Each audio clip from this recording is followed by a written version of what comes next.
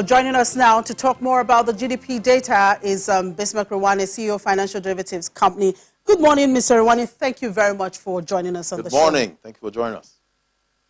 Good morning.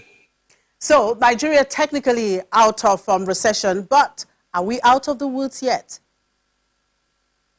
No, not out of the woods, but definitely out of recession. Even if you grew by 0.1, the fact that you have positive growth means that technically speaking, you're out of the recession. Having said that, we now have to understand by how much did this happen. 0.11 is good, but if you take the annual return, annual growth is minus 1.97. Now, having said that, we now have to interrogate and ask ourselves the question, why did it happen in Q4, in spite of the fact that, one, there was the NSAS, two, because of the fact that the borders were open. But now let us look at why it happened. It happened principally because of 5 or 6 different reasons. One is that the economic sustainability plan, with about almost all put together, was together with all interventions, came to about almost 3 or 4 trillion naira of intervention. And it was programmed to end in 12 months. Has it achieved its objective? Yes. 2, there were at least 2 supplementary budgets, if not 3, last year, in which we revised downwards the price of oil to 28, down to 30, and then eventually now it's up to 40. Now, with that background, you now find that actual oil price during the period was much higher. Therefore, the external imbalances were not as significantly affected as was expected. Looking at 4. Yeah, go ahead, please. Looking at this growth rate, it did come as a surprise to a number of people. Was it in line with your expectations? No, definitely we were more cautious. And like almost all analysts, we expected maybe a negative growth of about -1, -2%. But coming in at plus 0.11 was positive, and it was actually as a result of the fact that the economy had more resilience and that the policy packages that were put together were much more impactful. And like I was saying before you came in, it said most importantly is the level of stimulus, and fourthly, the central bank intervention in the the anchor borrowers programs and things, which actually helped to stimulate agriculture. So what did we see? We saw ICT growing rapidly, the fastest, followed by agriculture, and then the other bit. I think you have to bear in mind one thing, that 27 activities expanded in the Q4 compared to 17 activities that expanded in Q3, and compared to 13 activities that expanded in Q2, out of the 46 that are being monitored by the NBS. Now, we are seeing inflation gallop, recently, and of course, having this slow growth. Can we rightly say that we're still in stagflation? Yes, to some extent. Stagflation does not necessarily mean negative growth. It means slow growth, high inflation, and possibly high unemployment. So we are still in a stagflated situation. But the point is that now that we are now in positive growth, the priority now will be how to moderate and keep inflation in check, because inflation itself, after a point, apart from being a thief of value, it actually becomes growth retarding. So those are the things that the Monetary Policy Committee and the Central Bank of Nigeria will have to focus on, how to keep inflation down. How do you do this? First and foremost, the central bank overdraft, the federal government overdraft of the central bank has to be converted into a bond. I think that has been announced. There'll be a 30-year bond with a 2-year moratorium. Once that is done, then interest rates begin to increase. You cannot have inflation rates at 16.4 and interest rates at 1%. Definitely something has to give. So we are beginning to see a slow and gradual recovery in the rates of interest, which will begin to bridge the gap between inflation on one hand and the interest rates and rate of returns on the other.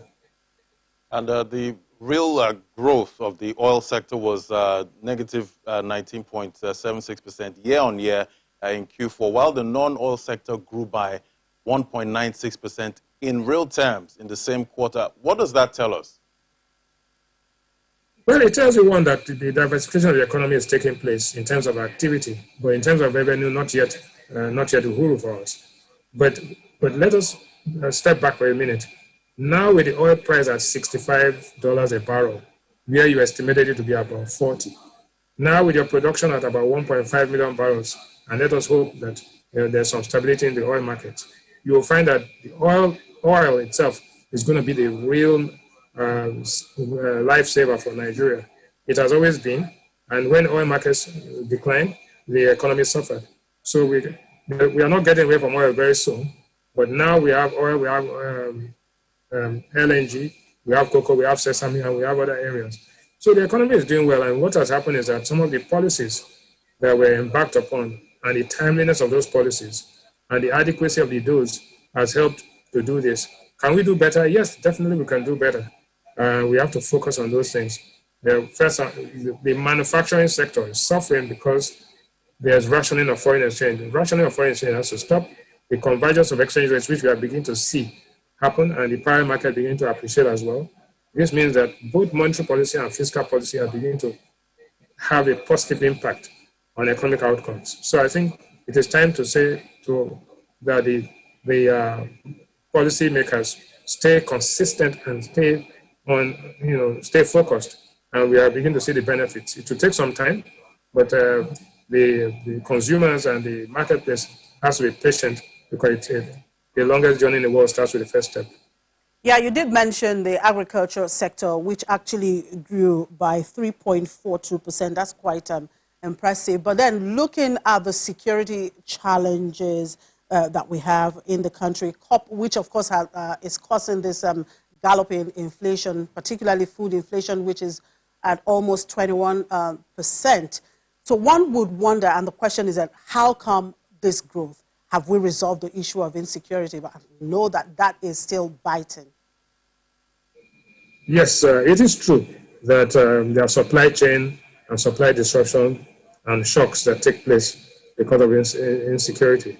But the security problem has to be solved because not only will it affect agriculture, it can also affect oil production, it can affect all sorts of things.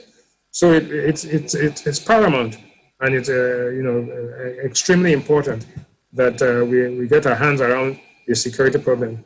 It's a comprehensive. We need a comprehensive solution to this, and it has to be looked at both from an intelligence, preemptive position, and also containment. And we have to work with the international community because obviously our technology is kind of redundant right now in terms of dealing with the level of insurgency. We are definitely overwhelmed at this point in time. But I think that with some cooperation from international partners, we may be able to get a handle on the security situation. But definitely, inflation is not just a result of security, it's a result of so many factors. And I said primarily, the borrowing of the federal government and the central bank has also helped to worsen the situation, bringing down interest rates and actually distorting the level of allocation of resources in the economy. Looking at the trade sector, that's a major employer of labor, contracted by 3.20%. Would you blame this on the border closure? Yes. The borders were reopened only at the end of December.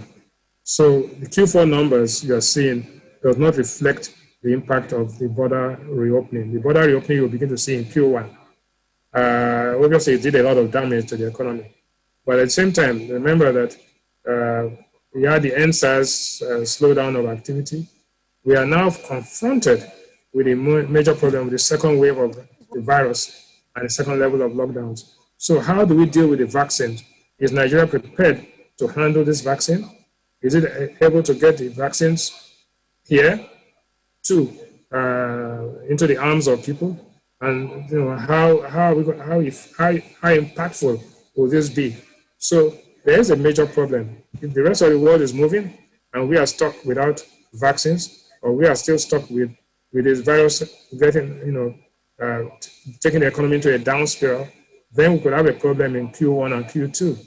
So I think that the important thing is that the fact that you dodge the bullet in Q4 does not mean that you don't have the challenges in Q1 and Q2. Some things need to be done quite rapidly. So trading which wholesale and retail trade, which constitutes 16% of economic activity in Nigeria, is now beginning to open up two things. One, border reopening. Two, availability of foreign exchange.